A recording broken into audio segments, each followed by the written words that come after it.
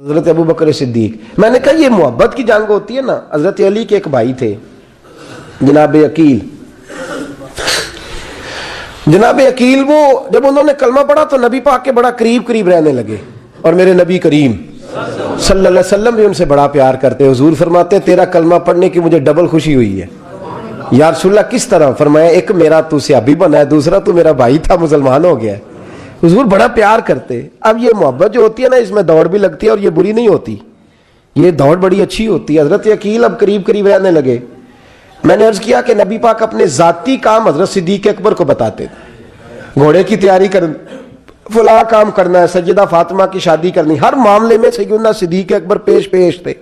اب جب عقیل بن ابی طالب آئے تو حضور کا پیار تھا ان سے بھی. اب محبت کی جنگ چھڑ گئی. اب جناب عقیل کہتے ہیں میں کہنے لگا یار یہ کہیں پیچھے ہوتا ہی نہیں, ہر معاملے میں اسے پیچھے بٹھاؤ بھی تو آگے آ جاتا ہے. اس نے کیا کمال کر دیا ہے. کہتے ہیں آہستہ نا میں جوان تھا, ابھی نوجوانی کا عالم تھا, تو وہ خاص پہلو میں سمجھنے سے ابھی قاصر تھا. توجہ ہے آپ کی؟ کہتے ہیں ایک دن نا بڑی باتوں میں حضور فرماتے ابو بکر میرا گھوڑا تیار کرو. وہ کہتے ہیں میں دوڑ, کہتا تو چھوڑ میں کرتا ہوں. کہتے ہیں وہ چپ کر جاتے. جتنی جگہ وہ مجھ سے بن سکا میں نے روکا. حضرت صدیق اکبر بولے, کہتے ہیں ایک دن نا مسجد کی پہلی صف میں بیٹھا تھا. میں نے پچھلے جمعے بھی کہا تھا اگے ہو بوے جڑا پہلو آئے, یہ حکم ہے نا حدیث میں, پہلے آئے اور آگے بیٹھ جائے. گدنے پھلانگنے سے منع کیا. کہتے ہیں ابو بکر صدیق, توجہ ہے آپ کی, ان کی عادت تھی کہ جمعے والے دن مسجد کی صفائی کرتے اور صفائی کر کے سب سے آگے بیٹھ جاتے. بات ذرا میں نے قریب ہو کے سن دی, پاس بیٹھ جاتے. عقیل بن ابی طالب کہتے ہیں میں بھی آیا سیدنا صدیق اکبر, اور مجھے کئی دنوں سے جلال تھا کہ یہ پیچھے ہوتا ہی نہیں. کہتے ہیں میں آیا تو حضرت ابو بکر آگے بیٹھے تھے, تو میں نہ جان بوجھ کے, بچہ تھا اور محبت تھی سرکار سے, ابو بکر سے بغض نہیں کوئی, خدا رہا اس بات کو ضرور ذہن میں رکھیں. فرماتے میں نے کہا ابو بکر اٹھ. مزے کی بات یہ ہے کہ جس مسجد میں صدیق اکبر بیٹھے اس کی جگہ بھی انہوں نے خرید کے دی ہے. مسجد نبی کی زمین کی سب سے پہلی رقم حضرت ابو بکر صدیق نے ادا فرمائی. اٹھ. کہتے اٹھے, پیچھے چل. توجہ ہے آپ کی؟ آنکھ کے تے ویکھے کو کسی نے, پاویں ماڑا ہوئے تے پاویں تے چھوٹا بندہ آکھے تو پھر تے دی خیر ہی نہیں, عمر میں چھوٹا ہو یا مال میں. اٹھ چل پیچھے. اللہ اکبر. حضرت علی دیکھ رہے تھے. کہتے ہیں سیدنا صدیق اکبر اٹھے پچھلی صف میں, پھر اس سے پچھلی صف میں, پھر اس سے پچھلی صف میں, 7ویں صف میں پہنچ گئے اور وہاں ہاتھ باندھ دیے. کہنے لگے شہزادے اجازت دے تو یہاں بیٹھ جاؤں, تو رسول اللہ کا خاندان ہے, اجازت دے تو یہاں بیٹھ جاؤں.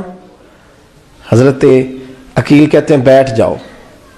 حضرت ابو بکر صدیق چپ کر کے پیچھے مل جائے وہی کافی ہے. 7ویں صف میں شہزادے یہاں بیٹھ جاؤں. میں بیٹھ جا. وہاں بیٹھ گئے, نماز جمعہ پڑھا, سب چلے گئے. حضرت علی حضور کی بارگاہ, یا رسول اللہ عقیل کو تو کچھ سمجھائے. حضور نے فرمایا کیا ہوا؟ کہ حضور اکثر ابو بکر صدیق سے یار جاتا ہے, آج بھی پہلی صف سے اٹھا کے 7ویں صف میں.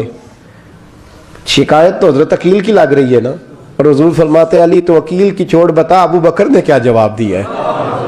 تو ابو بکر کی بتا, تو اس کی چھوڑ, تو اس کی, تو میرے دوست کی, میرے یار کی, میرے خلیل کی بتا.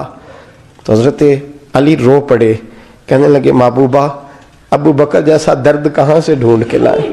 تو چپ کر کے 7ویں صف میں گیا اور اس نے کہا تو خون رسول ہے, تیری نسل پاک میں ہے بچہ بچہ نور, تو ہے نے نور تیرا سب گھران. چپ کر کے بیٹھ گیا. حضور نے فرمایا بلاؤ ابو بکر کو, عقیل کو بھی بلاؤ. دونوں آ گئے. حضور نے فرمایا ابو بکر جمعے میں کیا ہوا ہے؟ عرض کی حضور کچھ بھی نہیں. حضور نے فرمایا تجھے کسی نے صاحب سے اٹھایا؟ کہا نہیں یا رسول اللہ نہیں. آپ کو کسی نے بتایا؟ حضور کیا؟ فرمایا نہیں میں نے سنا ہے کہ تجھے عقیل نے. کہا حضور وہ شہزادے آئے تھے, انہوں نے یار اتنا جذبہ دنیا کہاں سے ڈھونڈ کے لائے گی. بلے شاہ اوتھے ککھ نہیں بچدا جتھے عشق نے لایا ڈھیرا. کہا حضور یار یہ لفظ تاریخ میں ڈھونڈو گے تو نہیں ملے گے. میرے ابو بکر صدیق کیا فرماتے ہیں؟ کہا حضور وہ نسل رسول کا شہزادہ ہے نا, اس نے ابو بکر کو 7ویں صف میں ابو بکر کا بیٹھنا پسند کیا تو ابو بکر راضی ہے. حضور اس نے یہاں بیٹھنا پسند کیا, تیری نسل پاک میں بچہ بچہ نور, تو ہے نے نور تیرا. اور کہا حضور وہ خاندان ہے, میں خادم ہوں, فرق تو ہے نا. وہ خاندان ہے, میں خادم ہوں. میرے رسول کریم صلی اللہ علیہ وسلم نے بلایا جناب عقیل کو, ڈانٹا نہیں, محبت فرمائی. سرکار نے فرمایا عقیل بیٹے بیٹھ جا, میں تجھے سمجھاؤں. پھر حضور نے بات چھیڑی, فرمایا تجھے پتہ ہے میرا ابو بکر کون ہے؟ عرض کی حضور میں. فرمایا نہیں سن, مکے میں سارا مکہ میرا دشمن تھا, یہ میری تنائیوں کا دوست تھا. فرمایا لوگ تلواریں لے کے آتے تھے مجھے مارنے, اور اس کی تلوار اٹھتی تھی, کہتا تھا پہلے میں مروں گا پھر کوئی مصطفیٰ تک جائے. تجھے پتہ ہے یہ کون ہے؟ حضرت ابو بکر صدیق ہاتھ باندھے, حضور میں نوکر ہوں یا رسول اللہ, میں نے کوئی شکایت ہی نہیں کی. فرمایا عقیل یار ادھر بیٹھ بیٹھے, میں تجھے بتاؤں.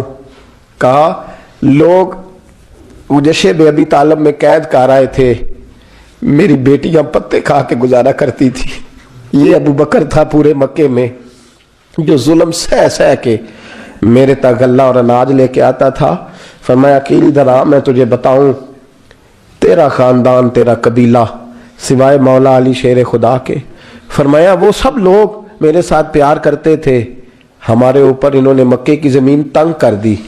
فرمایا میں مکے سے نکلا تھا, ابو بکر کی بیٹی غار ثور میں کھانا پکا کے لاتی تھی, اس کا بچہ بکریوں کا دودھ لے کے آتا تھا. فرمایا یہ جان پہ کھیل کے میری نگرانی کرتا تھا. فرمایا تجھے پتہ ہے جس جگہ تو بیٹھا ہوا ہے نا, یہ مسجد کی زمین بھی ابو بکر صدیق نے خرید کے دی. حضرت سیدنا عقیل یا رسول اللہ غلطی. حضرت ابو بکر کہتے ہیں حضور واللہ و رسول و منو, میرے اوپر اللہ رسول کے احسان ہے.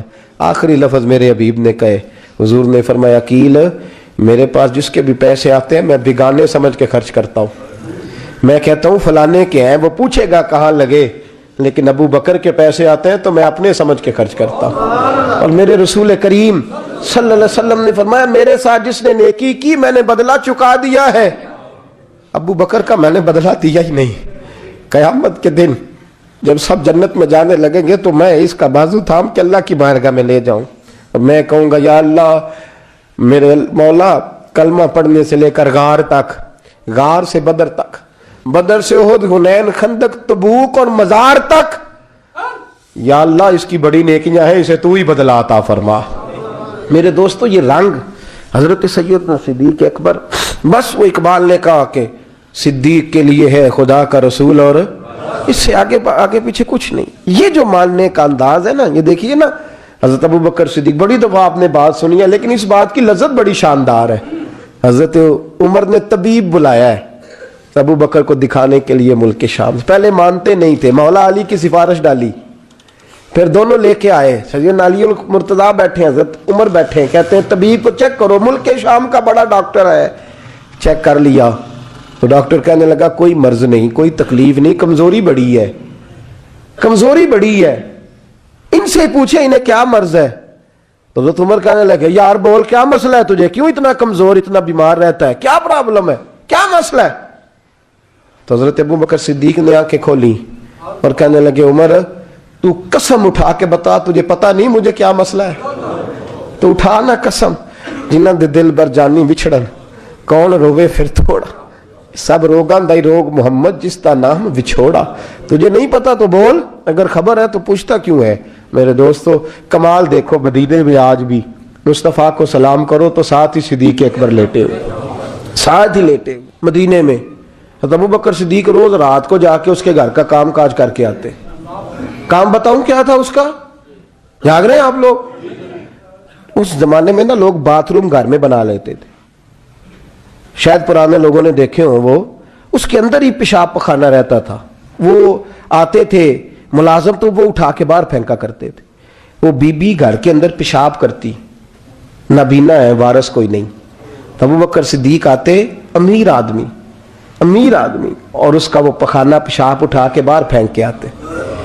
پھر اس کے گھڑے میں پانی بھر کے لاتے, پھر اس کے گھر میں جھاڑو دیتے, پھر اس بوڑھی عورت کو کھانا کھلاتے, پھر اس کو خرچہ دیتے, پھر اس کو کہتے کہ فلاں آدمی کی تیرے پڑوسی کی میں نے ڈیوٹی لگا دی ہے, ضرورت ہو تو اس کو کہہ دینا. بڑے زمانہ خدمت کی. ایک دن حضرت عمر فاروق اس بی بی کے دروازے پہ چلے گئے, دستک دی. اس نے کہا کون ہے دروازے کا؟ میں عمر فاروق ہوں, عمر بن خطاب ہوں. پتہ چلا ہے آپ لوارث ہیں, میرا دل کرتا ہے میں آپ کے گھر کا کام کاج کر دیا کروں. تو बीबी कहने लगी नहीं, एक बंदा आता है कई सालों से वो कर रहा है, मुझे वही ठीक है। एक आता है बड़े सालों से काम करता है, वही ठीक है। तो हज़रत उमर कहने लगे मैंने भी काम ही करना है, कुछ उससे करा ले, कुछ मुझे मौका दे दे नेकी का। कहने लगी नहीं वही ठीक है। तो फरमाने लगे मेरे अंदर क्या नुक्स नजर आया है, अम्मा जी मुझे भी टाइम दें। तो बीबी कहने लगी नहीं वही सही है। हज़रत उमर जज्बाती आदमी थे, जलाली आदमी थे, कहने लगे मैंने कहा नहीं मुझे बताओ मैं क्यों नहीं कर सकता। तो बूढ़ी अम्मा कहने लगी तुझ में और उसमें फर्क ही बड़ा है। कहा वो क्यों? कहने लगे इतने साल हो गए उसे आते हुए, इतने साल, तू पहले दिन आया है और आते कह रहा है मैं उमर बिन खत्ताब हूं, अपना नाम बता रहा है, सालों हो गए, मैं रोज पूछती हूँ तेरा नाम क्या है, वो बताता ही नहीं। वो कहता है अम्मा मैं काम सही करता हूं, तो नाम को छोड़ो, नाम बता के क्या करना है। फरमाया ये थोड़ा फर्क है, उसने इतने सालों में नाम नहीं बताया और तू पहले दिन ही आगे कह रहा उमर बिन खत्ताब हूं। तू अब्बा जी का भी नाम बता रहा है, मैंने नहीं काम कराना, मुझे वही सही है। नाम नहीं बताता, नौकरी पूरी कर जाता है। हजरत सैयदना उमर फारूक फरमाते हैं मैं तहज्जुद के वक्त झाड़ियों में छुप के बैठ गया।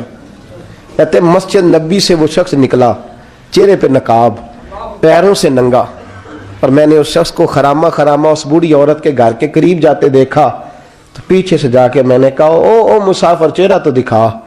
तो कहते हैं चेहरा उठाया तो अबू बकर सिद्दीक थे, सिद्दीक अकबर थे। हज़रत उमर फारूक फरमाते हैं मैंने कहा तू जूती को उतार के आता है? तो कहने लगे जूती से जब चलता हूं तो पैरों में आवाज पैदा होती है, जूते की वजह से। पड़ोसियों को तकलीफ देने का मकसद तो कोई नहीं ना। और फरमाया जब जूतों से आवाज पैदा होगी तो गली मोहल्ले वाले पूछेंगे अबू बकर किधर जा रहा है, तो मैं नेकी किसी को बताना नहीं चाहता। तो फरमाया अबू बकर कब से आ रहे हो? फरमाया छोड़ उमर, बस दुआ कर रब मेरा आना कबूल फरमा ले। तो दुआ कर सरकार की बारगाह में हाजिरी सही लग जाए, छोड़ मैं कब से आ रहा हूं, इस वक्त से आ रहा, इस मसले को छोड़। तू ये देख पानी पर नसोलियां रंगा रंग कड़े, परे उसदा जानिए जिसदा तोड़ चढ़े। ये बात आपने दर्जनों बार सुनी है, लेकिन इस पर गौर तो करो मेरे दोस्तों। हज़रत उमर फारूक फरमाते हैं जिन दिनों तबूक के लिए मेरे नबी ने ऐलान फरमाया मेरे हालात अच्छे थे, अबू बकर के अच्छे नहीं थे, माली हालात कमजोर थे, कुछ मसाइल थे, मेरे अच्छे थे। मेरी सरकार ने ऐलान फरमाया कि पैसे दो, फरमाते चूंकि मेरे हालात भी अच्छे थे तो मैंने कहा इस दफा पहला नंबर मेरा ही होगा। फरमाते हैं आधा माल घर का, ये भी बड़ी दलेरी है। कितना? बोलिए। इतने तो अब्बे नहीं दस दे साढ़े को पैसे किन्ने ने, कहते अब्बा जी मांगना लैन, वाले साहब को नहीं बताते, हमारी जेब बखरी होती है, ऐसे ही नाना को मांगी ना ले। आधा माल हजरत उमर फारूक फरमाते हैं आधा माल मैंने बांट के हुजूर की बारगाह में, और साथ मेरा इरादा है कि अबू बकर आज मैं नहीं तुझे आगे गुजरने देता। फरमाते माल पेश किया, थोड़ी देर गुजरी तो अबू बकर भी आ गए। और मंजर क्या है? कहते हैं उन्होंने कमीज पहनी हुई है बोरिए की, सर पे टोपी कोई नहीं, पैरों में जूता कोई नहीं, सर में टोपी कोई नहीं, पैरों में जूता कोई नहीं। कहते हैं अबू बकर सिद्दीक आए, सबका माल आया, मुस्तफ़ा की भी इतनी तवज्जो नहीं थी, पर जब अबू बकर आए तो मैंने मुस्तफ़ा करीम के अंदाज भी बदले हुए देखे, इस शख्स के आने पर बदले हुए देखे। फरमाते हैं मेरे रसूल पाक के सामने हर चीज अबू बकर ने कदमों में ढेर कर दी, और ढेर करके ना चीजें रख के तो फटाफट पिछली साइड पे, किसी को पता ना चल जाए, पिछली साइड पे हुजूर के। तो हुजूर ने फरमाया अबू बकर सामने आना, घर क्या छोड़ के आया है? फरमाया हर चीज, पीछे बैठ गए। तो महबूब ने बाजू थाम के आगे किया, फरमाया क्या छोड़ के आया घर? ये इस बात पे बात आपने पहले भी सुनी है, लेकिन इन लफ्जों पे गौर को। अबू बकर ने ये नहीं कहा हुजूर कुछ भी नहीं, मैं सारा कुछ ले, ये लफ्ज कह ही नहीं। अल्लाह करे हमें इस अकीदे को समझें, इस नजरिए को। ये तिरमिजी और मिशकात दोनों में ये लफ्ज मौजूद है। ये नहीं कहा हुजूर कुछ भी नहीं, सारा कुछ ले आया हूं, ये नहीं फरमाया। हुजूर ने फरमाया अबू बकर क्या छोड़ के आए हो घर? तवज्जो है आपकी? लफ्ज देखें, कहा मां अबकैत अल्लाह व रसूले, या रसूल अल्लाह घर में खुदा को भी छोड़ आया हूं, मोहम्मद मुस्तफा को भी छोड़ आया हूं। है तांग लगी दिल नू सरकार बुलावणगे, है तांग लगी दिल नू सरकार बुलावणगे, मैनू दीद करावण लई दरबार बुलावणगे, तांग लगी दिल नू सरकार बुलावणगे हर पासियों यारो मुश्किल ने घेरा हर पासियों यारो मुश्किल ने घेरा मेरे दुखड़े मुकावण लई गमखार बुलावणगे मेरे दुखड़े मुकावण लई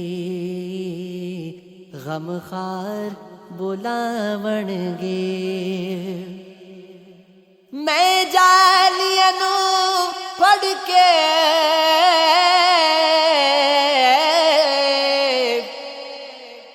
नाताई सुनावांगा मैं जालियां नू पढ़ के नाताई सुना